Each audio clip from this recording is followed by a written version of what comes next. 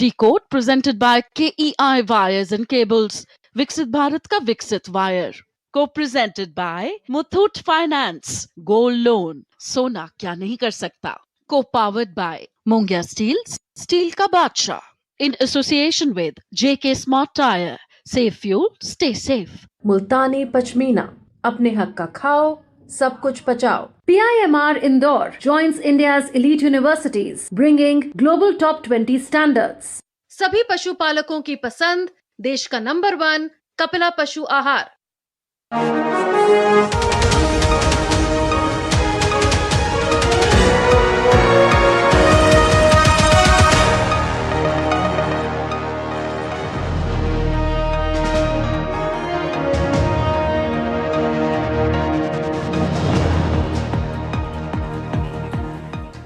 नमस्कार, मैं हूं सुधीर चौधरी और डिकोड में आपका स्वागत है। तो आइए आज की खबरों को आपके लिए डिकोड करते हैं। इस वक्त की सबसे बड़ी खबर यह है कि अमेरिका एक बार फिर ईरान पर बड़े हमले की तैयारी कर रहा है और इसके लिए अमेरिकी सेना ने राष्ट्रपति डोनाल्ड ट्रंप को 3 विकल्प दिए हैं।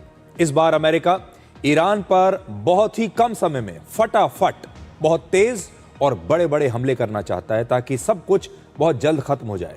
इसके साथ ही आज हम आपको यह भी बताएंगे कि ईरान समझौते के लिए अमेरिका के सामने इतनी मुश्किल शर्तें क्यों रख रहा है। तो उसका सबसे बड़ा कारण यह है कि अब ईरान की सत्ता IRGC के हाथ में आ गई है और IRGC की विचारधारा ईरान के किसी भी नेता से कहीं ज्यादा कट्टर है। यह सत्ता का वही मॉडल है जो इस समय पाकिस्तान में चल रहा है, जहां सारे बड़े फैसले सरकार नहीं बल्कि सेना लेती है। इसके बाद हम पश्चिम बंगाल की स्ट्रांग रूम पॉलिटिक्स को आपके लिए डिकोड करेंगे। TMC ने बीजेपी और चुनाव आयोग पर EVM में गड़बड़ी करने का आरोप लगाया है और कई जगहों पर स्ट्रांग रूम्स के बाहर पहुंचकर TMC के नेता हंगामा कर रहे हैं। आज हम आपको उस स्ट्रांग रूम के बारे में पूरी जानकारी देंगे जहां पर मतदान खत्म होने के बाद वोटिंग मशीन्स को सुरक्षित रखा जाता है और फिर यहां पर वोटों की गिनती शुरू होती है। और आखिर में आपको दिखाएंगे कि कैसे पंजाब के मुख्यमंत्री भगवंत मान पर शराब पीकर विधानसभा में आने का आरोप लगा है। कांग्रेस ने भगवंत मान के मेडिकल टेस्ट कराने की मांग की है, जबकि बीजेपी ने कहा है कि लोकतंत्र के मंदिर में नशे की हालत में जाकर भगवंत मान ने पूरे पंजाब को शर्मिंदा किया है। वैसे ये कोई पहला मौका नहीं है जब भगवंत मान पर इस तरह शराब पीकर दफ्तर में, संसद में या दूसरी सार्वजनिक जगहों पर आने के आरोप लगे हैं। लेकिन आज की एक बहुत बड़ी अंतर्राष्ट्रीय खबर आपके लिए यह है कि इजराइल ने पिछले 24 घंटों में लेबनान में हिजबुल्लाह के 40 ठिकानों को नष्ट कर दिया है। लेबनान में इजराइल के इस ऑपरेशन के 2 लक्ष्य हैं। पहला, आतंकवादियों को मार गिराना और दूसरा, उनके ठिकानों को भी अब हमेशा के लिए नष्ट कर देना।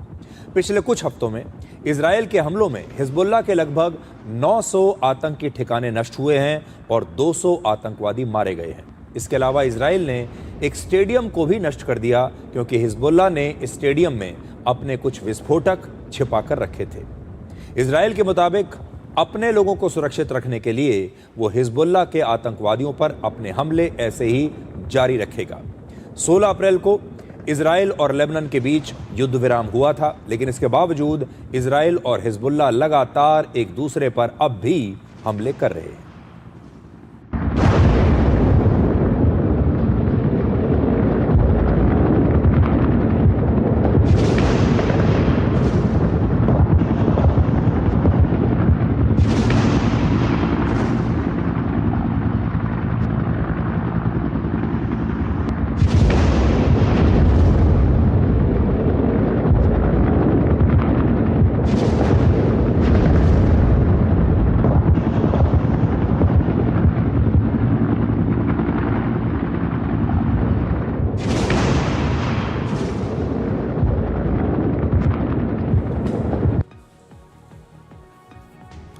अमेरिका के राष्ट्रपति डोनाल्ड ट्रंप के सामने अब अमेरिकी सेना ने ईरान पर आखिरी और ताकतवर हमले का एक मिलिट्री प्लान पेश किया है। तो ये खबर हम आपको इसलिए बता रहे हैं कि हो सकता है कि अमेरिका अब एक बार फिर ईरान पर एक नए हमले की तैयारी कर रहा हो।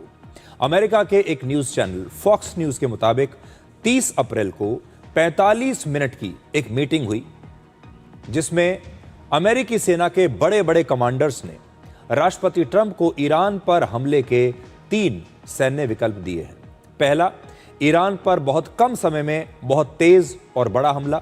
इसमें ईरान के सैन्य ठिकानों, लीडर्स और महत्वपूर्ण इंफ्रास्ट्रक्चर पर बड़े हमले किए जाएंगे। 40 दिनों के युद्ध के बाद सबसे बड़ा सबक यह है कि अब अमेरिका ईरान पर हर जगह हमले करने के बजाय बहुत प्लानिंग के साथ कुछ खास और बड़े लक्ष्यों को नष्ट करना चाहता है। दूसरा, हॉर्मूज के रास्ते पर अमेरिका अब अपना कब्जा कर सकता है। अगर जरूरत पड़ी तो अमेरिका हॉर्मूज में अपनी सेना भी उतार सकता है। इसका मकसद है पूरी दुनिया में तेल की सप्लाई को जारी रखना और हॉर्मूज पर ईरान का नियंत्रण खत्म करना। लेकिन हॉर्मूज में ऐसे किसी भी हमले से यह युद्ध और भी ज्यादा भड़क सकता है। यह इसमें एक रिस्क है। और तीसरा, अमेरिका अपनी स्पेशल फोर्सेस को भेजकर ईरान के यूरेनियम पर अब कब्जा कर सकता है ताकि ईरान को परमाणु बम बनाने से रोका जा सके। हालांकि एक्सपर्ट्स के मुताबिक यह बहुत ही खतरनाक विकल्प होगा। इससे पहले जून 2025 में भी अमेरिका ने ईरान की 3 न्यूक्लियर साइट्स पर बंकर बस्टर बॉम्ब से हमला किया था। अब राष्ट्रपति ट्रंप को यह तय करना है कि वो इन तीनों में से कौन सा विकल्प पहले चुनना चाहते हैं। उनकी प्राथमिकता पहले हॉर्मूज पर कंट्रोल करने की है या वो ईरान के परमाणु कार्यक्रम को पूरी तरह से पहले खत्म करना चाहेंगे। अमेरिकी सेना ने राष्ट्रपति ट्रंप के साथ बिल्कुल ऐसी ही मीटिंग 26 फरवरी को भी की थी, जिसमें उन्हें कई विकल्प दिए गए थे। और इस मीटिंग के 2 दिन के बाद ही अमेरिका ने ईरान पर हमला शुरू कर दिया था।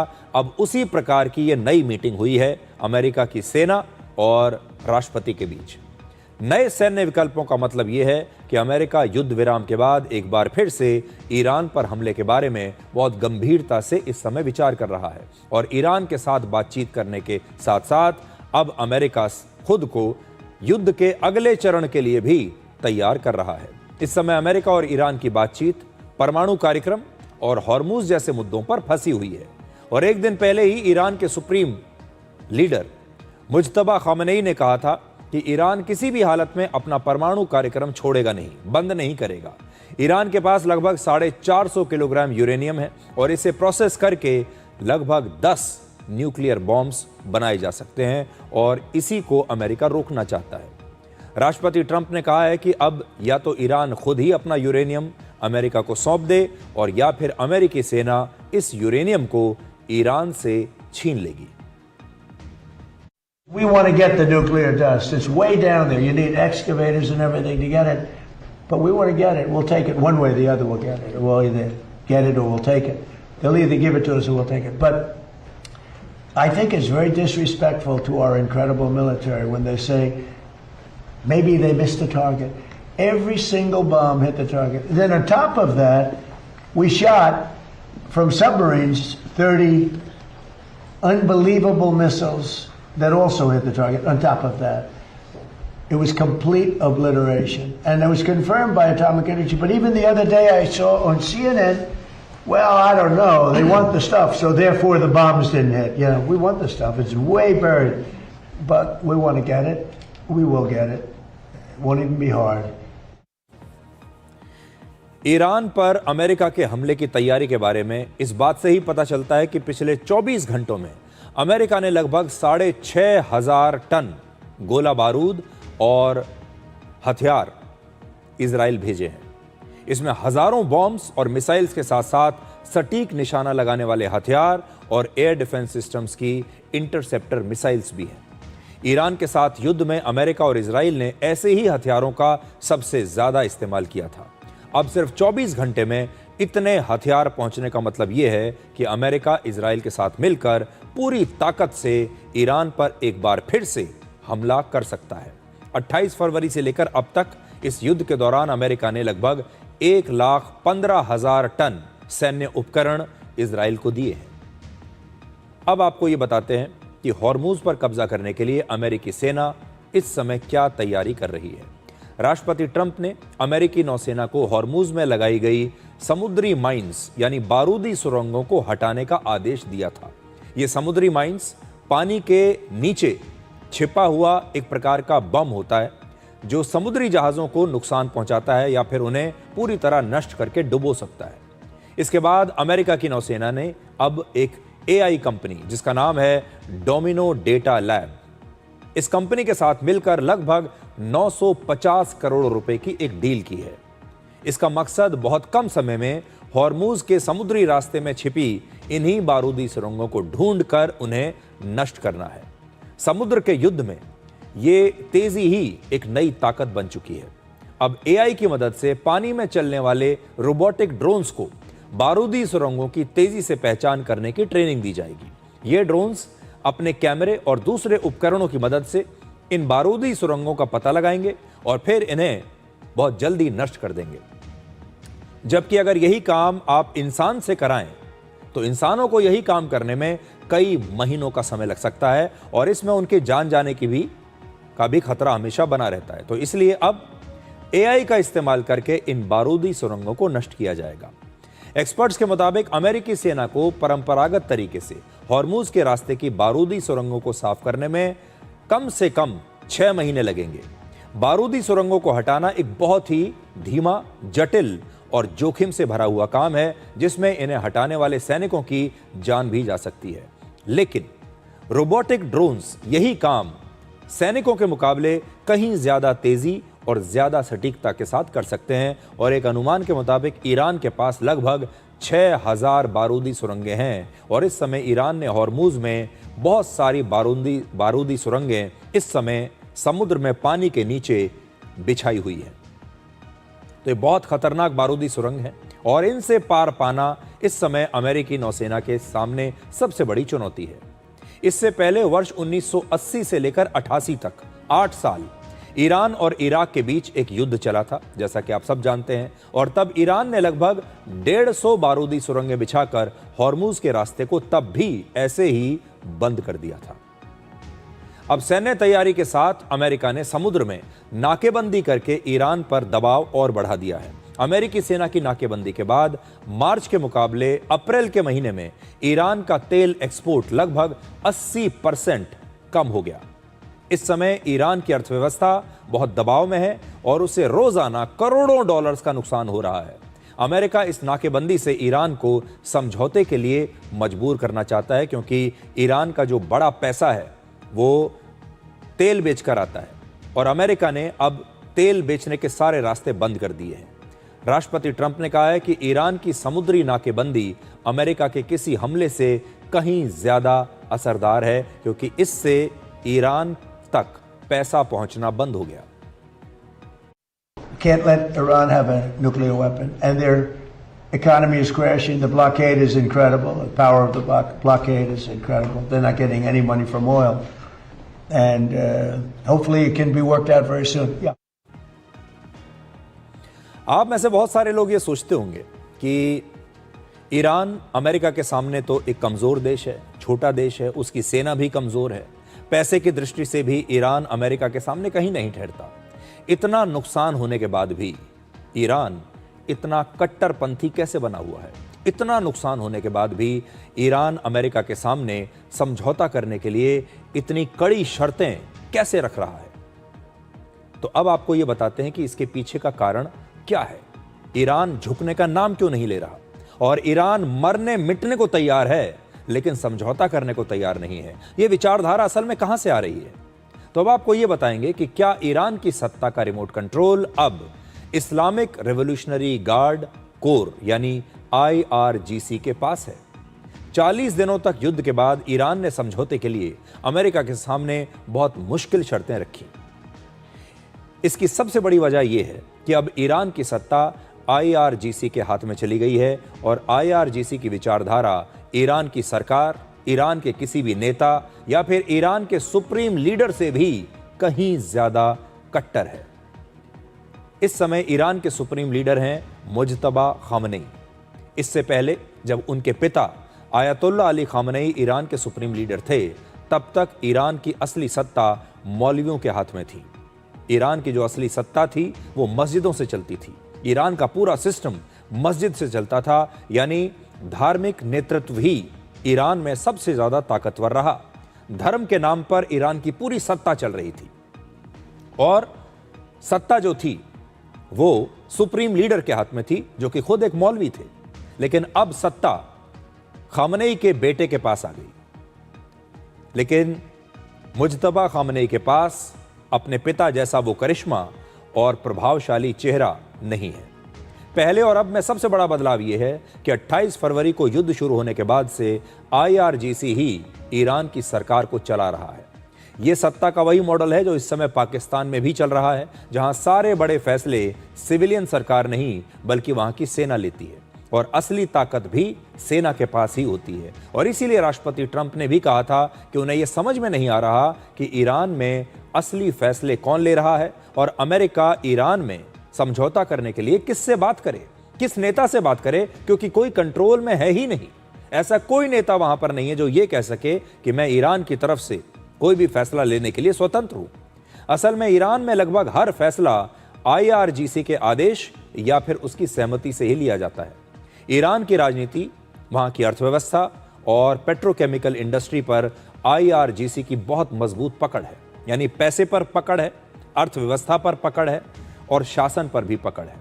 वर्ष 1979 में ईरान में इस्लामिक क्रांति के बाद IRGC को इस्लामिक सत्ता की रक्षा करने की जिम्मेदारी मिली थी और यह फोर्स ईरान की सरकार का नहीं बल्कि सीधे सुप्रीम लीडर का आदेश मानती है। लेकिन अब IRGC खुद ही ईरान की सबसे बड़ी फोर्स बन चुकी है और उसी के हाथ में सत्ता की चाबी है।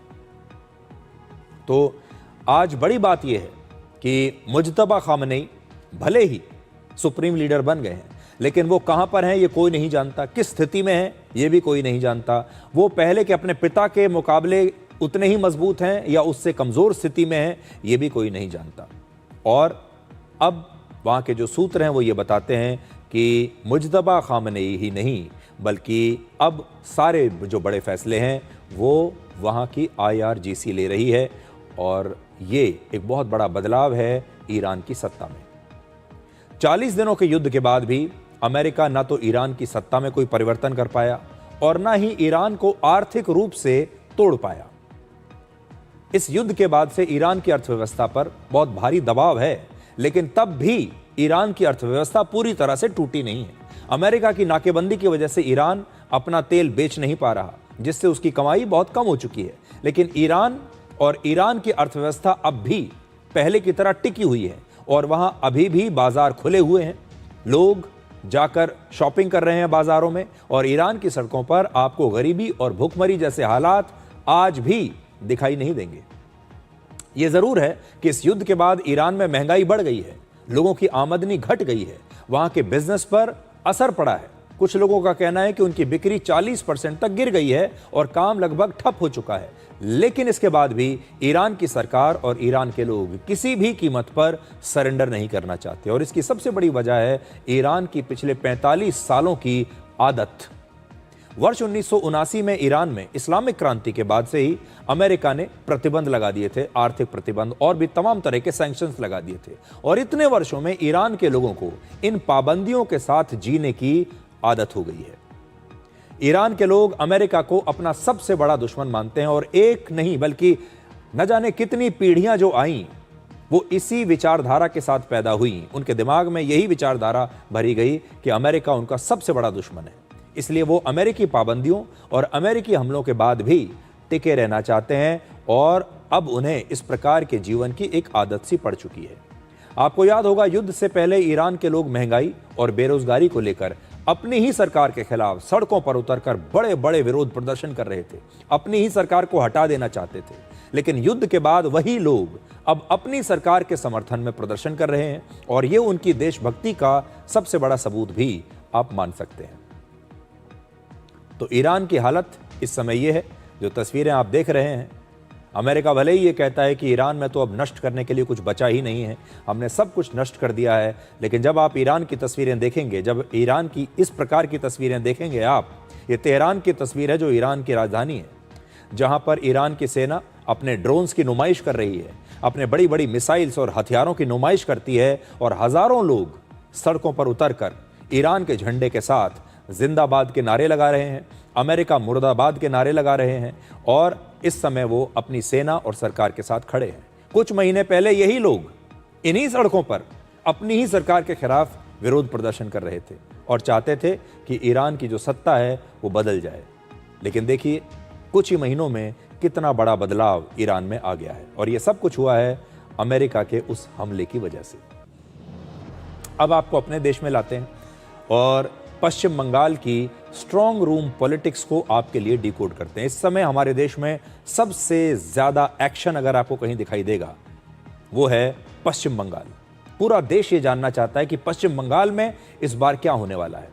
वैसे तो वोटिंग हो चुकी है और लोगों का फैसला लॉक हो चुका है, लेकिन ऐसा लगता है कि ममता बनर्जी वोटिंग के बाद भी इस मैच को जारी रखना चाहती हैं। बड़ा सवाल यह है कि क्या ममता बनर्जी ईवीएम्स की पहरेदारी करना चाहती हैं या फिर ईवीएम के नाम पर सिर्फ राजनीति कर रही हैं। 30 अप्रैल को टीएमसी ने बीजेपी और चुनाव आयोग पर इलेक्ट्रॉनिक वोटिंग मशीन्स में गड़बड़ी करने का आरोप लगाते हुए कोलकाता में कई जगहों पर विरोध प्रदर्शन किया। इस विवाद की शुरुआत तब हुई थी जब टीएमसी ने एक सीसीटीवी वीडियो जारी किया जिसमें चुनाव अधिकारियों पर धांधली करने का आरोप लगाया गया। इस वीडियो के बाद टीएमसी के कई नेता कोलकाता के अलग अलग स्ट्रांग रूम्स के बाहर जमा होकर हंगामा करने लगे। ममता बनर्जी खुद भवानीपुर विधानसभा में उस सेंटर पर पहुंच गईं जहां पर स्ट्रांग रूम में ईवीएम्स रखी गई थी।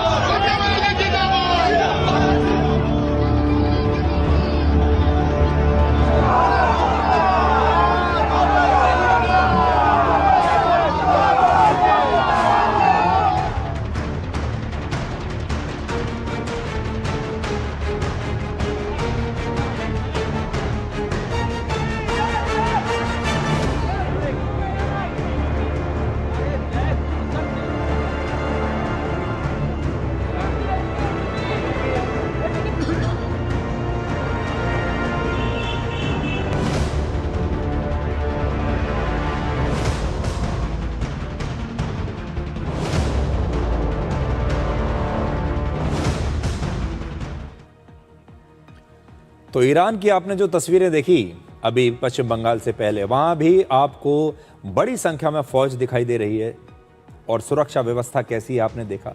और पश्चिम बंगाल में भी ये तस्वीरें देखकर आपको वैसी ही फीलिंग आएगी जैसे यहां भी कोई बहुत बड़ा युद्ध लड़ा जा रहा है। टीएमसी ने जो सीसीटीवी वीडियो जारी किया था उस पर चुनाव आयोग ने अब नई जानकारी दी है, अपना पक्ष रखा है। चुनाव आयोग का कहना है कि इस वीडियो के जरिए जानबूझकर भ्रम फैलाया गया है। चुनाव आयोग के मुताबिक 30 अप्रैल को शाम 4 बजे से पोस्टल बैलेट्स की छंटनी हो रही थी। ये पोस्टल बैलेट्स उन लोगों के थे जो पश्चिम बंगाल में चुनावों की ड्यूटी कर रहे थे और अपने अपने विधानसभा क्षेत्रों में खुद जाकर वोट नहीं डाल पाए थे। इसीलिए ऐसे पोस्टल बैलेट्स को छांटकर 4 मई को काउंटिंग से पहले अलग अलग विधानसभा क्षेत्रों में भेजा जा रहा था और इन्हीं तस्वीरों को गलत रूप से टीएमसी पेश कर रही है। ये बेसिकली वो पोस्टल बैलेट्स है जो डिफरेंट ट्रेनिंग के दौरान हम लोग ने फैसिलिटेशन सेंटर में हमारे पोलिंग पर्सनल्स ने वोट दिए हैं। ये वो वोट है, तो वो किसी और जिले के हो सकते हैं, किसी और असेंबली के हो सकते हैं। वो काम आज पूरे स्टेट में किया जा रहा है रात में, क्योंकि वो चले जाएंगे बरासात उसको डिपॉजिट करने के लिए। जी, वो तो हमारे ही लोग बैठे कॉरिडोर में। वो देखिए, ईवीएम के स्ट्रांग रूम बंद हैं, वो सील्ड हैं। आज सुबह सारे के सारे सील्ड हो गए और वो अभी भी सील्ड है। ईवीएम का स्ट्रांग रूम अलग होता है, पोस्टल बैलेट का स्ट्रांग रूम अलग होता है और ये हमें निकालना ही पड़ता है और उसको सेग्रीगेट करना ही पड़ता है। हम ही नहीं कर रहे हैं, ये सभी लोग आज रात में जितने भी सेकेंड फेज के जिले वो सभी लोग कर रहे हैं। अब ये पूरा विवाद स्ट्रांग रूम को लेकर हो रहा है, इसलिए आज आप सबको स्ट्रांग रूम के बारे में हम कुछ बताना चाहते हैं कि ये स्ट्रांग रूम होता क्या है। स्ट्रांग रूम ही वो जगह होती है जहां पर वोटिंग के बाद और काउंटिंग से पहले तक वोटिंग मशीन्स को सुरक्षित रखा जाता है।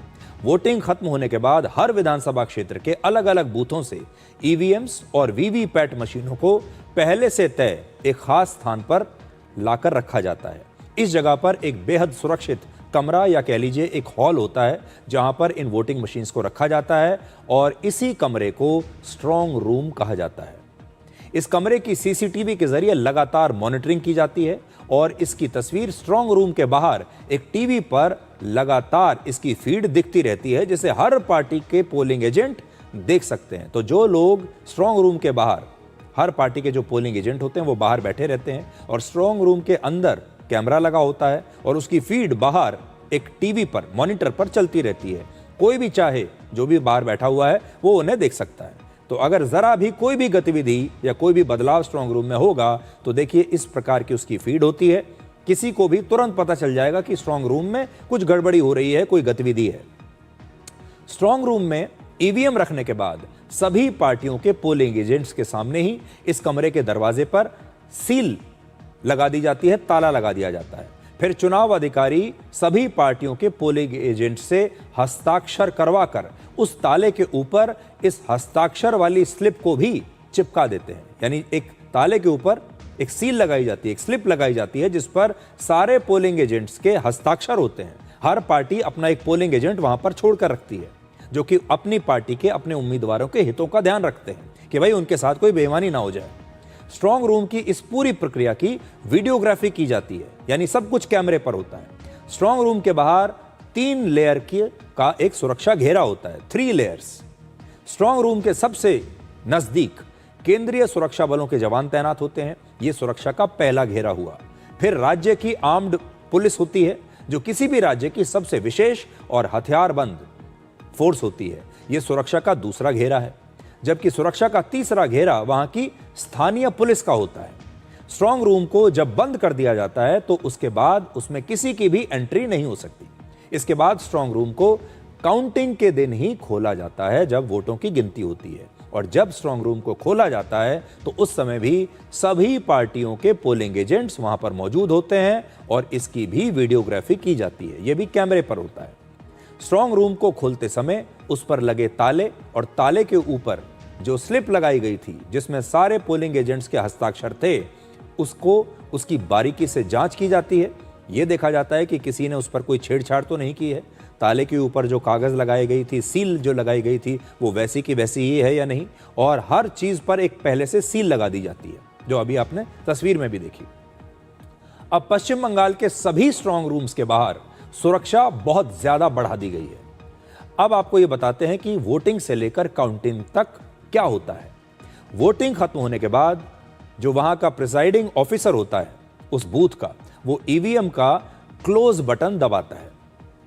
फिर एक फॉर्म भरा जाता है जिसमें मतदान की पूरी जानकारी होती है, जैसे यहां पर कितने वोट डाले गए और ईवीएम का नंबर क्या है। इसके बाद ईवीएम्स को सील किया जाता है और सील करके पैक कर दिया जाता है। और यह पूरी प्रक्रिया सभी पार्टियों के पोलिंग एजेंट्स के सामने की जाती है।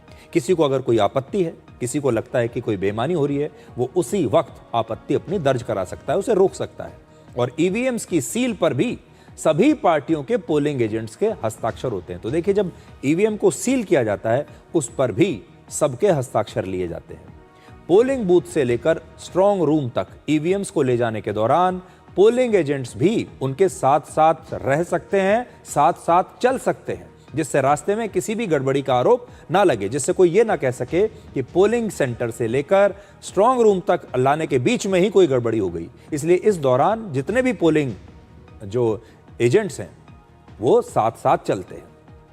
आमतौर पर काउंटिंग सेंटर के कैंपस में ही एक स्ट्रांग रूम बनाया जाता है और काउंटिंग के दिन स्ट्रांग रूम को जब खोला जाता है और सभी पोलिंग एजेंट्स के सामने ईवीएम को ऑन किया जाता है, तो पहले आपको याद होगा उन्हें बंद, हमने आपको बताया था कि उसमें एक क्लोज बटन दबा दिया जाता है, यानी उसे ऑफ कर दिया। अब ईवीएम ऑफ हो चुकी। अब फिर जब खोलते हैं उसको तो वापस उसको ऑन किया जाता है और वोटों की गिनती की पूरी प्रक्रिया चुनाव अधिकारी और सभी पार्टियों के पोलिंग एजेंट्स के सामने शुरू होती है। अक्सर पहले पोस्टल बैलेट्स की गिनती की जाती है। जो वोट जो है वो डाक के जरिए आते हैं। जो लोग बाहर, जिनकी पोस्टिंग बाहर है, जो किसी वजह से वोट नहीं डाल सकते अपने क्षेत्रों में आकर, वो पोस्टल बैलेट्स के जरिए अपना वोट डालते हैं। तो सबसे पहले उनकी गिनती होती है और इसके बाद फिर इलेक्ट्रॉनिक वोटिंग मशीन के वोटों की गिनती शुरू होती है। और ये सब कुछ सीसीटीवी में रिकॉर्ड होता रहता है, जिसकी फुटेज, वीडियो कोई भी देख सकता है। काउंटिंग के दौरान हर विधानसभा क्षेत्र के कुछ रैंडम बूथ्स को चुना जाता है और उन बूथों की वीवीपैट स्लिप्स को गिनकर उसे ईवीएम के रिजल्ट से मिलाया जाता है। वीवीपैट स्लिप्स में जिस उम्मीदवार को जितने वोट मिले हैं उतने वोट ही ईवीएम में भी होने चाहिए, यानी दोनों की संख्या मिलनी चाहिए, और ये मिलाई जाती है। तो इस प्रकार से स्ट्रांग रूम काम करता है। और हमने आपको बताया कि स्ट्रांग रूम जिस प्रकार से उसमें इन ईवीएम्स को रखा जाता है, उसकी सुरक्षा ऐसी की गई है कि उसमें कोई चाहकर भी किसी भी प्रकार की छेड़छाड़ नहीं कर सकता। इतने सारे 3 लेयर्स की उसमें सुरक्षा रहती है। अलग अलग फोर्सेस के जो सिक्योरिटी एजेंसीज होती हैं, अलग अलग सिक्योरिटी फोर्सेस के लोग वहां पर तैनात होते हैं। ये किसी भी व्यक्ति के लिए, किसी भी पार्टी के लिए, किसी भी एक एजेंसी के लिए संभव ही नहीं है कि वो स्ट्रांग रूम में जाकर इन ईवीएम्स में कुछ भी गड़बड़ी कर सके। अब आपको पश्चिम बंगाल चुनाव को लेकर 2 बड़े अपडेट बताते हैं। पहला तो ये कि टीएमसी ने पश्चिम बंगाल विधानसभा चुनाव में वोटिंग में हुई गड़बड़ी को लेकर सुप्रीम कोर्ट में आज एक याचिका दायर कर दी है, यानी अब टीएमसी सुप्रीम कोर्ट पहुंच गई है। इस याचिका में कलकत्ता हाई कोर्ट के फैसले को चुनौती दी गई है। कलकत्ता हाई कोर्ट ने 30 अप्रैल को टीएमसी की इस याचिका को खारिज कर दिया था। तो पहले टीएमसी गई थी Calcutta high court, Calcutta high court ने इसे खारिज कर दिया। अब ममता बनर्जी पहुंच गई हैं सुप्रीम कोर्ट। इस याचिका में मांग की गई है कि पश्चिम बंगाल में काउंटिंग के दौरान सिर्फ केंद्रीय कर्मचारियों को सुपरवाइजर बनाने का फैसला गलत है और इसमें राज्य सरकार के कर्मचारियों को भी शामिल किया जाना चाहिए था। तो ममता बनर्जी को शक ये है कि केंद्र सरकार के जो कर्मचारी हैं उनकी नियुक्ति यहां पर हुई है और वो सारा घोटाला कर रहे हैं। कलकत्ता हाईकोर्ट ने इस याचिका को खारिज करते हुए कहा था कि काउंटिंग स्टाफ को चुनने का अधिकार सिर्फ चुनाव आयोग को है। कोर्ट ने कहा कि सिर्फ केंद्रीय कर्मचारियों को सुपरवाइजर बनाना गैर कानूनी नहीं है। अब टीएमसी ने इसी फैसले के खिलाफ सुप्रीम कोर्ट में अपील की है, जिस पर 2 मई को यानी शनिवार को सुनवाई होगी। सुप्रीम कोर्ट शनिवार को बैठेगी और ममता बनर्जी की इस याचिका पर सुनवाई करेगी, क्योंकि टीएमसी का कहना है, ममता बनर्जी का कहना है कि उनकी इस याचिका पर तुरंत सुनवाई होना आवश्यक है, इसमें देर नहीं की जा सकती। सोमवार तक ममता बनर्जी नहीं रुकेंगी और इसीलिए सुप्रीम कोर्ट ने कहा कि भाई हम शनिवार को ही आपकी सुनवाई कर लेते हैं। तो देखिए ये कितनी बड़ी बात है। और अब यह मामला सुप्रीम कोर्ट तक चला गया है। और पश्चिम बंगाल को लेकर दूसरा अपडेट यह है कि 2 मई को 15 बूथों पर अब फिर से मतदान होगा। इन बूथों पर ईवीएम्स में छेड़छाड़ के सबूत मिले थे और इसके बाद अब यहां पर दोबारा से मतदान किया जाएगा। तो यह सब हो रहा है पश्चिम बंगाल में। आप देखिए, सोचकर देखिए, तमिलनाडु में चुनाव हुआ है, केरल में चुनाव हुआ है, असम में भी चुनाव हुआ है। आपको कहीं से इस प्रकार की कोई खबर नहीं आ रही। कोई भी पार्टी सुप्रीम कोर्ट नहीं गई है, कोई भी पार्टी हाई कोर्ट नहीं गई है, किसी भी पार्टी ने यह नहीं कहा है कि ईवीएम्स में गड़बड़ी हो रही है, स्ट्रांग रूम्स में कोई आकर बैठ गया है और वो ईवीएम्स में गड़बड़ी कर रहा है, वोटों की चोरी हो रही है। किसी ने कोई आरोप नहीं लगाया। सिर्फ पश्चिम बंगाल एक ऐसा राज्य है जहां पर ये सारे आरोप लग रहे हैं। पश्चिम बंगाल सिर्फ एक ऐसा राज्य है जहां की मुख्यमंत्री अब सुप्रीम कोर्ट में जाकर शिकायत कर रही हैं कि देखिए हमारे यहां तो चुनाव में धांधली हो रही है। और ऐसी सुरक्षा आपको और कहीं नहीं मिलेगी। इस बार चुनाव आयोग को या कह लीजिए कि केंद्र सरकार को 2.5 लाख सुरक्षाकर्मी पश्चिम बंगाल में तैनात करने पड़े थे ताकि वहां की जनता बिना किसी डर के बाहर निकलकर वोट डाल सके। तो ये तो पश्चिम बंगाल था। अब आपको एक और ऐसे राज्य में लेकर चलते हैं जहां पर विपक्षी पार्टी की सरकार है और वो राज्य है पंजाब। पंजाब के मुख्यमंत्री भगवंत मान का आज विधानसभा में एक बयान है जिसकी बड़ी चर्चा हो रही है। ये खबर मैं आपको बताऊंगा, क्या विवाद है वो भी बताऊंगा, लेकिन सबसे पहले आप पंजाब के मुख्यमंत्री भगवंत मान का विधानसभा में ये भाषण सुनिए और फिर भाषण ध्यान से सुनिएगा, क्योंकि इस भाषण पर मैं आपसे एक सवाल पूछूंगा। ये गवर्नर गैलरी है, आ गवर्नर गैलरी है, बड़े मानयोग लोग आउंदे आ, ਇੱਥੇ ਅਫਸਰ ਬੈਠੇ ਨੇ, ਉਹ ਸਾਰੇ ਗੈਲਰੀਆਂ ਜਿਹੜੀਆਂ ਨੇ ਉਹਦੇ ਵਿੱਚ ਬਕਾਇਦਾ ਪਹਿਲਾਂ ਦੱਸਿਆ ਜਾਂਦਾ ਹੈ ਕਿ ਲਾਤੇ ਨਹੀਂ ਕਰਦੀ, ਬੈਠਣ ਵੇ ਬਿਲਕੁਲ ਹਿਲਣਾ ਨਹੀਂ, ਬਸ ਐਂ ਹੀ ਰਹਿਣਾ। ਤੇ ਸਰ ਇੱਥੇ ਇੱਥੇ ਇੱਥੇ ਤੇ ਉਹਨਾਂ ਨੂੰ ਕਿਹਾ ਗਿਆ ਤਾਂ ਉਹਨਾਂ ਨੇ ਠੀਕ ਕਰ ਲਈ। ਉਹ ਤਾਂ ਮੈਂਬਰ ਨਹੀਂ, ਉਹ ਮੈਂਬਰ ਨਹੀਂ ਹੈਗੀ, ਉਹ ਮੈਂਬਰ ਨਹੀਂ ਹੈਗੀ। ਤੂੰ ਤਾਂ ਮੇਰੀ ਬੇਟੀ ਬਾਰੇ ਵੀ ਬੋਲੀ ਜਾਂਦਾ, ਤੇਰਾ ਕੀ ਹੈ ਯਾਰ? तू रहन दे ना, ਉਹ ਪੰਜਾਬੀ ਪੜਾਉਂਗਾ ਮੈਂ ਪੰਜਾਬੀ ਪੜਾਉਂਗਾ ਕਿਹੜੀਆਂ ਗੱਲਾਂ ਬਕਵਾਸ ਕਰਦਾ ਯਾਰ बकवास करता है बंदा यार। तो भगवंत मान जब विधानसभा में बोल रहे थे तो क्या आपको उनके इस भाषण में, उनके इस बयान में कुछ अजीब लगा? क्या भगवंत मान की जुबान लड़खड़ा रही थी? क्या वो नॉर्मल लग रहे थे? ये मैं आपसे सवाल पूछ रहा हूं, आप खुद भी सोच सकते हैं। अब कांग्रेस पार्टी ने आरोप लगाया है कि भगवंत मान असल में नशे की हालत में थे और इसीलिए उनकी जुबान लड़खड़ा रही थी। कांग्रेस के नेता और पंजाब विधानसभा में नेता प्रतिपक्ष प्रताप सिंह बाजवा ने स्पीकर को चिट्ठी लिखकर 1 घंटे में मुख्यमंत्री का मेडिकल टेस्ट कराने की मांग की।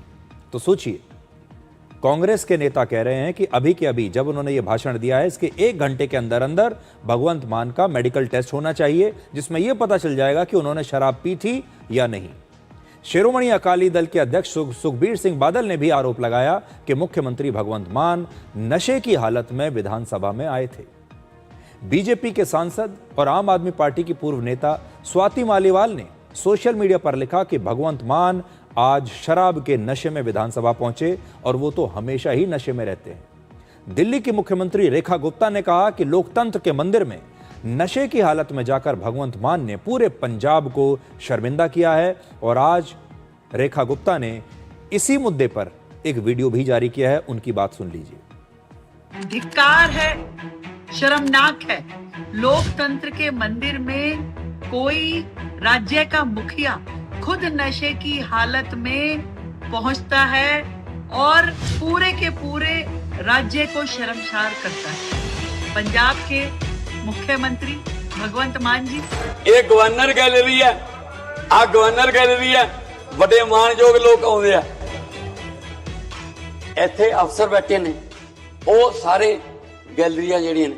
वैसे तो दुनिया ने उनको सैकड़ों बार शराब के नशे में पब्लिक प्रोग्राम में और कार्यक्रमों में देखा है, पर आज तो इंतहा हो गई जब उनकी हालत पूरे के पूरे देश ने देखी कि विधानसभा में वो नशे की हालत में कैसे बोल रहे थे। जो व्यक्ति खुद नशे में रहता हो वो अपने राज्य के लोगों को नशे से कैसे बचाएगा? कोई जवाब है केजरीवाल साहब के पास में?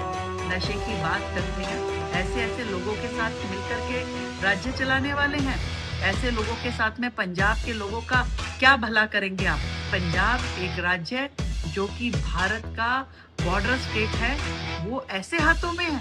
असली गद्दार कौन है ये जनता देख रही है और 2027 का चुनाव इनके भ्रष्टाचारी राज के ताबूत में आखिरी कील साबित होगी, जनता के द्वारा लगाई जाएगी।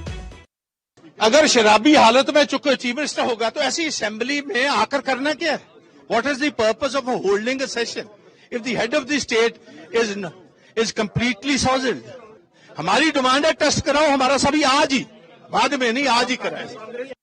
ਕਿਵੇਂ ਪੰਜਾਬ ਦਾ ਮੁੱਖ ਮੰਤਰੀ ਵਿਧਾਨ ਸਭਾ ਵਰਗੇ ਪਵਿੱਤਰ ਸਦਨ 'ਚ ਸ਼ਰਾਬ ਦੇ ਨਸ਼ੇ ਦੇ ਵਿੱਚ ਧੁੱਤ ਹੋ ਕੇ ਇਸ ਹੱਦ ਤੱਕ ਸ਼ਰਾਬੀ ਸੀ ਕਿ ਉਹਦੇ ਤੋਂ ਬੋਲਿਆ ਨਹੀਂ ਜਾ ਰਿਹਾ ਸੀ, ਜ਼ੁਬਾਨ ਲੜਖੜਾ ਰਹੀ ਸੀ।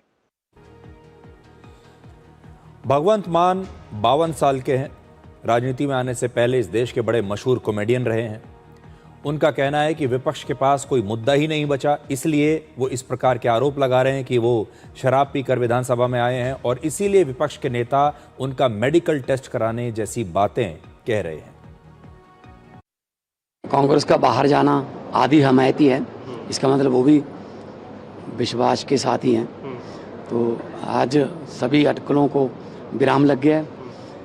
जो कह रहे थे कि आम आदमी पार्टी के 65 MLA इधर हैं, विराम। कांग्रेस ये कहकर बाहर गई कि टेस्ट होने चाहिए, स्पीकर साहब से मिले। अरे उनके पास कोई मुद्दे ही नहीं है, और कौन सा टेस्ट होना चाहिए? भगवंत मान मार्च 2022 में पंजाब के मुख्यमंत्री बने थे और उन पर मुख्यमंत्री बनने से पहले भी शराब पीकर सार्वजनिक स्थानों पर जाने के आरोप पहले भी लगते रहे हैं।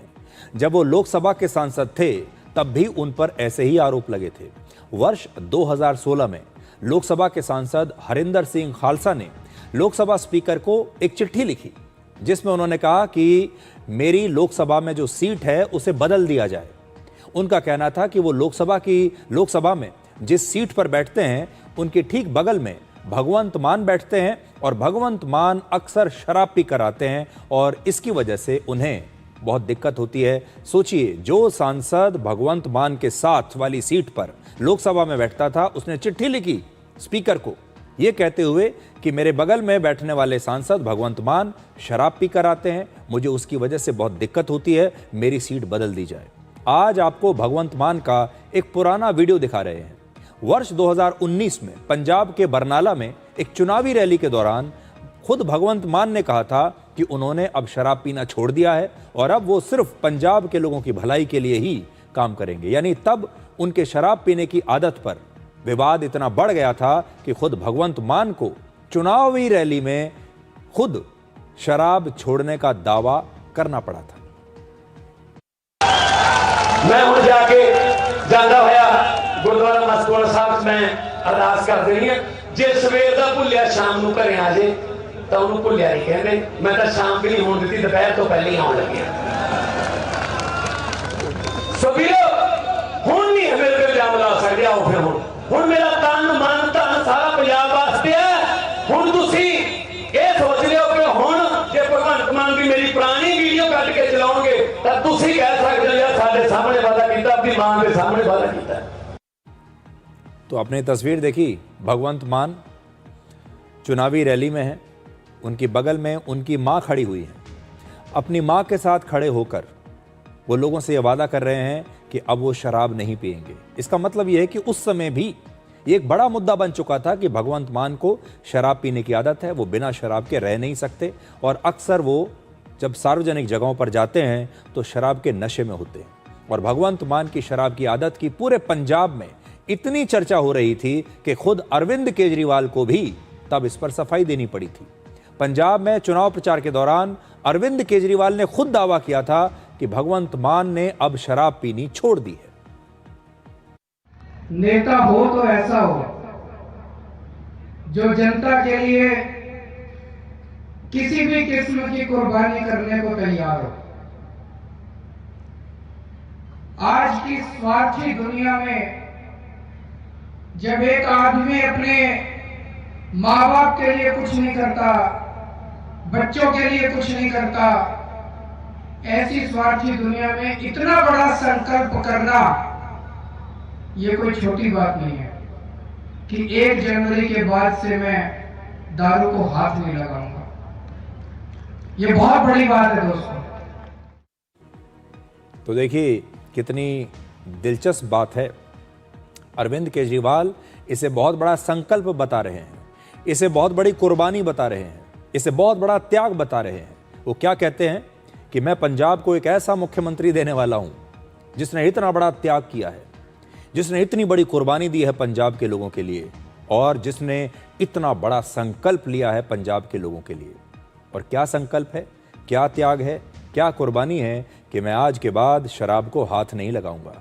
शराब पीना और फिर शराब छोड़ना, तो शराब छोड़ने को कुर्बानी बताया जा रहा है कि यह बहुत बड़ी कुर्बानी है। वर्ष 2022 में लोकसभा में अपने भाषण के दौरान अकाली दल की सांसद हरसिमरत कौर ने भी भगवंत मान के शराब पीकर लोकसभा में आने का जिक्र किया था और वर्ष 2022 में ही भगवंत मान को लेकर यह आरोप भी लगा था कि जब वो जर्मनी के दौरे से भारत लौट रहे थे तो उन्हें फ्रैंकफर्ट एयरपोर्ट पर दिल्ली जाने वाली फ्लाइट से उतार दिया गया था, ऑफलोड कर दिया गया था, क्योंकि वो बहुत ज्यादा नशे में थे।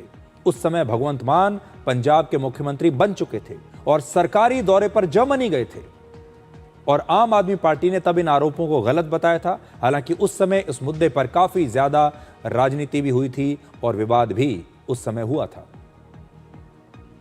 तो अब आप देख लीजिए, इस देश में ये लोकतंत्र का,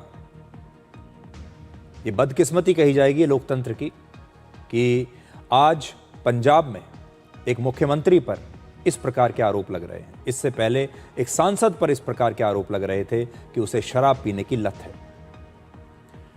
अब एक बहुत गंभीर मुद्दा आपके सामने उठा रहे हैं। आप अक्सर कार और बस में आग लगने की खबरें देखते रहते होंगे, तस्वीरें आपके सामने आती रहती होंगी। इसलिए आज हम आपको ये बताएंगे कि कैसे आपकी एक छोटी सी लापरवाही भी आपके लिए जानलेवा हो सकती है जब आप किसी कार में जा रहे हैं या बस में जा रहे हैं। 29 अप्रैल की रात राजस्थान के अलवर में एक कार में आग लग गई और एक ही परिवार के 5 लोग इसके अंदर जिंदा जल गए, जिनमें 2 महिलाएं और 2 छोटी बच्चियां भी शामिल हैं। यह घटना दिल्ली मुंबई एक्सप्रेसवे पर हुई। इस दुर्घटना के दौरान ड्राइवर कार के शीशे को तोड़कर बाहर निकल गया, हालांकि वो भी आग में झुलस गया था और इस कार को असल में इस परिवार ने किराए पर लिया था। ये मारुति सुजुकी की एर्टिगा कार थी। एर्टिगा के बारे में आपने सुना होगा कई बार, और ये कार पेट्रोल और सीएनजी दोनों पर चलती है और शुरुआती जांच के बाद पुलिस का मानना है कि सीएनजी लीक होने की वजह से इस कार में आग लग गई। इसलिए अब यह जांच हो रही है कि कार में जो सीएनजी किट लगा था वो किसी सर्टिफाइड कंपनी से लगवाया गया था या बाजार में किसी सस्ते वेंडर से यह सीएनजी किट लगवाया गया था जिसने घटिया क्वालिटी का काम इसमें किया। ये जो पर्टिकुलर एक्सीडेंट है इसका कारण कहीं ना कहीं टेक्निकल है और जो गैस किट है वेदर वो कंपनी फिटेड है या बाहर से लगवाया गया है, इस संदर्भ में हम अनुसंधान कर रहे हैं। अभी जो ड्राइवर है, ड्राइवर की पत्नी से बात हुई है, बट क्योंकि ड्राइवर भी गंभीर रूप से घायल है, डेड बॉडीज़ है, उनके डीएनए सैंपलिंग लेने के बाद गाड़ी का भी हम मैकेनिकल मुआयना करेंगे, उसके बाद और चीज़ें क्लियर हो पाएंगी। परंतु जो प्रथम दृष्टया कारण जो है गैस किट के अंदर आग लगना है, तो इसमें ये कहना कि कोई एक्सीडेंट कोई गाड़ी से टकराया है, इस तरह के एविडेंसेस हमें नहीं मिले। इस खबर से आपको 3 बड़ी शिक्षाएं मिलती हैं। पहला, कार में घटिया क्वालिटी या सस्ती सीएनजी किट कभी नहीं लगवानी चाहिए। थोड़ा सा पैसा बचाने के चक्कर में आप अपनी जिंदगी दांव पर लगा रहे हैं। अक्सर लोग कुछ पैसा बचाने के लिए कार कंपनी की बजाय बाजार में किसी दुकान से सस्ती सीएनजी किट लगवा लेते हैं। ऐसे सीएनजी किट की ना तो सही तरीके से फिटिंग होती है और ना ही उसकी क्वालिटी अच्छी होती है। जब कार लगातार कई घंटों तक चलती रहती है तो ऐसे घटिया सीएनजी किट में आग लगने की संभावना कई गुना बढ़ जाती है। इस गाड़ी में भी यही था। ये वैष्णो देवी से आ रहे थे, बहुत लंबे समय तक गाड़ी चल रही थी और उसके बाद आग लग गई।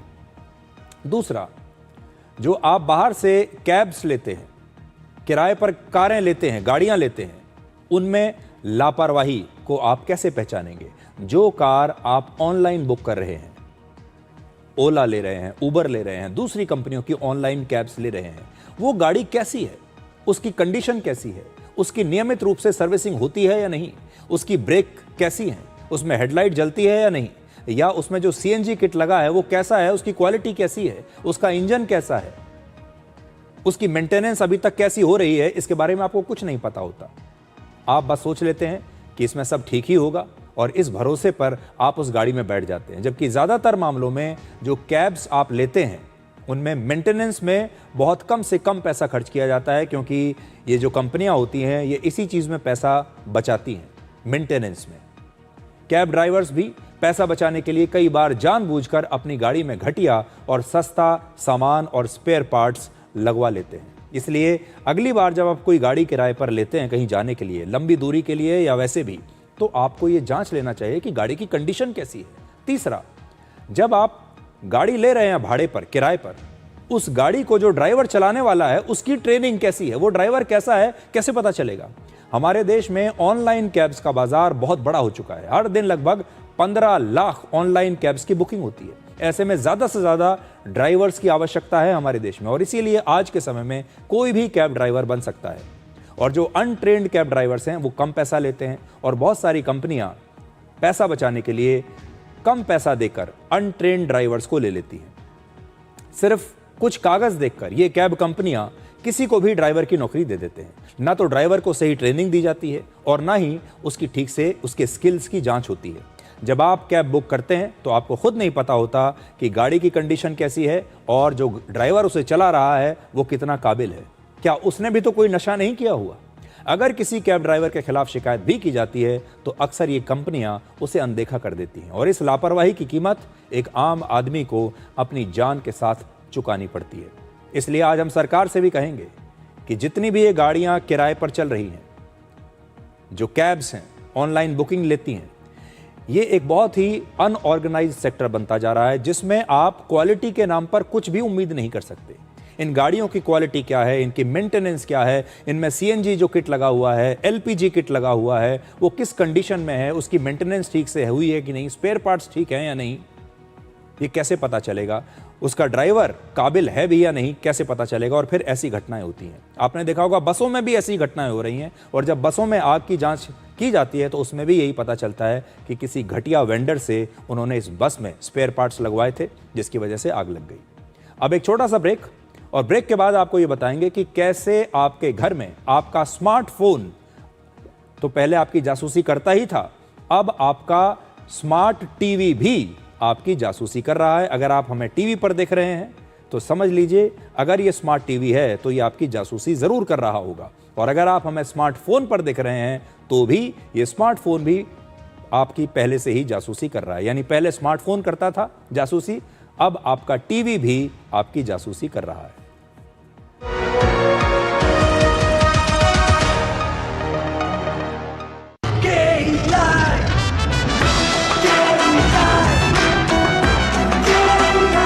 विकसित भारत का विकसित भारत। भारत की सबसे बड़ी gold loan NBFC Muthoot finance से गोल्ड लोन लीजिए और फिर देखिए सोना क्या नहीं कर सकता। कॉल कीजिए 1-800-313-1212। हिंदुस्तान मिले हिंदुस्तान से, जय हो विजय हो, देश हो विदेश हो, जेके हो। देश का टायर जेके टायर। टेबल के ऊपर से जब भी खाते हैं दबा के खाते हैं, ये भाई साहब सब पचा देते। पर दिक्कत तो उन्हें आती है जो टेबल के नीचे से खाते। मुल्तानी पश्मीना, अपने हक का खाओ, सब कुछ पचाओ। हेलो मैडम, एक शानदार प्रीमियम ऑफर है आपके लिए। हर रोज नया नंबर था ना? हाँ, ब्लॉक करती हूँ पर अगले दिन फिर किसी और नंबर से कॉल आ जाती है। कैसे रुकेगा ये? ब्लॉक करने से नहीं रुकेगा, क्योंकि ये लोग हर बार अलग नंबर का इस्तेमाल करते हैं। आजकल स्पैम कॉलर्स मोबाइल नंबरों से फोन करते हैं और इसीलिए ब्लॉक करने पर भी रुकते नहीं। फोन पर ब्लॉक करने के बाद भी कुछ नहीं बदल रहा। बदलाव चाहिए तो ब्लॉक नहीं, रिपोर्ट करो। देखो, जब भी स्पैम कॉल आए, ट्राई DND ऐप में जाओ, उस कॉल को सिलेक्ट करो, कैटेगरी बताओ और रिपोर्ट करो। इतना सिंपल और असरदार भी। अगर हम सब मिलकर रिपोर्ट करेंगे तो ट्राई को स्पैम कॉल रोकने में सहयोग मिलेगा। और स्पैम मैसेजेस, उनका क्या? उन्हें भी कंट्रोल कर सकती हो। कौन से मैसेजेस चाहिए, कब चाहिए, ये सेट कर लो। मतलब कॉल ब्लॉक करना नहीं, रिपोर्ट करना है असली समाधान। अब स्पैम कॉल्स को रिपोर्ट करो और अपने और दूसरों के लिए भी रोको। ट्राई DND ऐप डाउनलोड करें और स्पैम कॉल्स को रोकने का स्मार्ट तरीका अपनाएं। आशीर्वाद के हर 10 किलो पैक पर 80 रुपए कैशबैक और 5 किलो पैक पर 40 रुपए कैशबैक। पैक के सामने दिया गया QR स्कैन कीजिए, पैक खोलिए, प्रोमो कोड पाइए और कैशबैक ले जाइए। PIMR Indore joins India's elite universities, bringing global top 20 standards at a 32 years academic legacy. Learn to lead high quality education in management, commerce and law. Bharat की सबसे बड़ी gold loan NBFC Muthoot finance से gold loan लीजिए और फिर देखिए सोना क्या नहीं कर सकता। कॉल कीजिए 1-800-313-1212।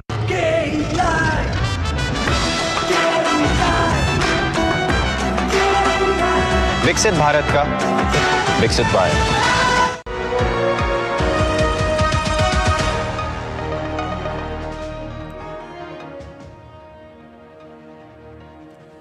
आज समय कम है, इसलिए आपका स्मार्ट टीवी आपकी जासूसी कैसे कर रहा है ये खबर हम आपको नहीं दिखा पाएंगे, क्योंकि समय कम है। कल के एपिसोड में हम आपको ये खबर दिखाएंगे, नहीं तो फिर सोमवार को आपको ये खबर दिखाएंगे, क्योंकि समय इतना नहीं है कि पूरी रिपोर्ट आप देख पाएं। लेकिन आपसे अलविदा कहते समय आज मुझे वो दौर याद आ रहा है जब रामायण और महाभारत जैसे महान कार्यक्रम पूरे देश को एक साथ जोड़ दिया करते थे और हम सब अपने पूरे परिवार के साथ बैठकर दूरदर्शन देखा करते थे। दूरदर्शन पर इन कार्यक्रमों को देखा करते थे। आप सोच रहे होंगे कि डिकोड का इन कार्यक्रमों से क्या संबंध है। संबंध सिर्फ इतना है कि पहले भी पूरा भारत एक साथ बैठकर, एक साथ जुड़कर दूरदर्शन देखा करता था और आज भी वही भरोसा, वही प्यार, वही अपनापन कायम है। जैसा कि आप इस समय अपनी स्क्रीन पर एक बढ़ता हुआ नंबर देख रहे हैं। देखिए, ये बढ़ता हुआ नंबर आप देख रहे हैं और ये नंबर है इस समय 2.7 मिलियन। हिंदी में अगर मैं बोलूं तो ये है 27 लाख।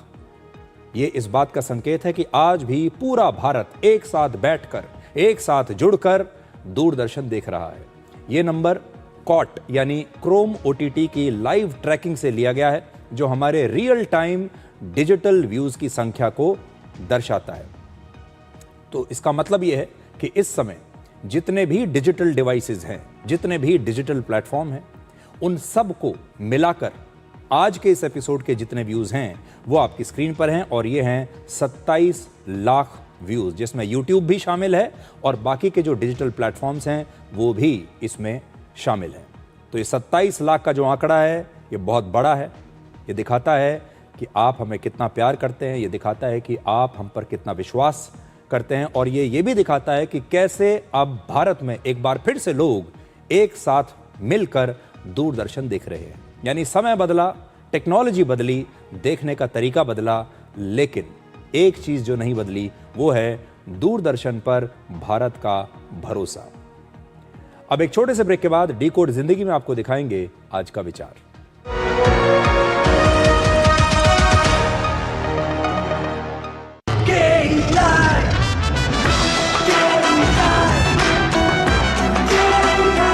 विकसित भारत का विकसित भारत।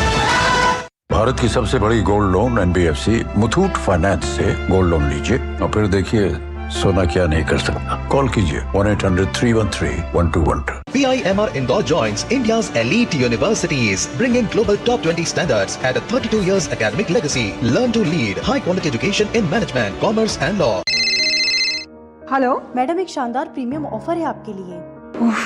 हर रोज नया नंबर था ना? हाँ, ब्लॉक करती हूँ पर अगले दिन फिर किसी और नंबर से कॉल आ जाती है। कैसे रुकेगा ये? ब्लॉक करने से नहीं रुकेगा, क्योंकि ये लोग हर बार अलग नंबर का इस्तेमाल करते हैं। आजकल स्पैम कॉलर्स मोबाइल नंबरों से फोन करते हैं और इसीलिए ब्लॉक करने पर भी रुकते नहीं। फोन पर ब्लॉक करने के बाद भी कुछ नहीं बदल रहा। बदलाव चाहिए तो ब्लॉक नहीं, रिपोर्ट करो। देखो, जब भी स्पैम कॉल आए, ट्राई DND ऐप में जाओ, उस कॉल को सिलेक्ट करो, कैटेगरी बताओ और रिपोर्ट करो।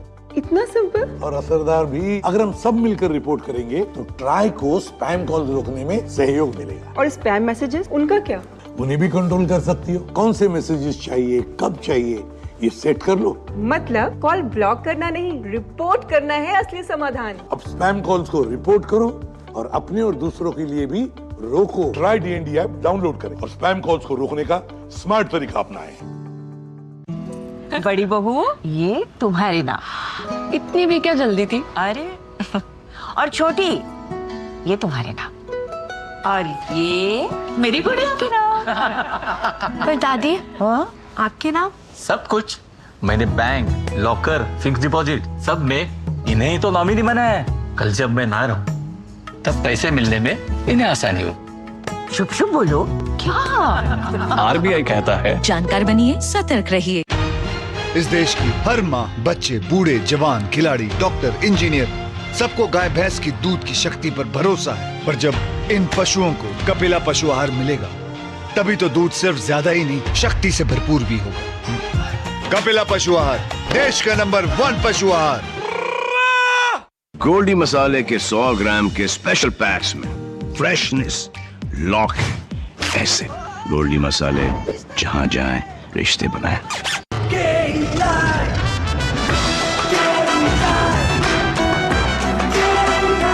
विकसित भारत का विकसित भारत।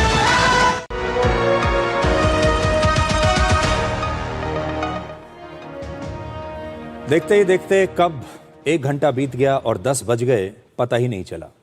तो आज के लिए डिकोड में इतना ही। अब आपसे हमारी अगली मुलाकात होगी कल रात 9 बजे। तब तक आप खुश रहिए, सुरक्षित रहिए, स्वस्थ रहिए और दुखी लोगों को अपना सुख और सुखी लोगों को अपना दुख कभी ना बताएं, क्योंकि सुखी को दूसरे लोगों का दुख समझ नहीं आता और दुखी को दूसरों का सुख समझ में नहीं आता।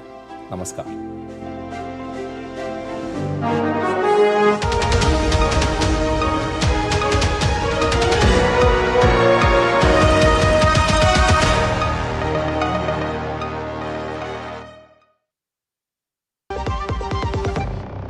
जब धरती चीर कर निकलता है लोहे का पत्थर और मिलता है मोंगिया के जोश से, फिर तपता है, पिघलता है और बनता है फौलाद। अब होता है सरिया सारी खूब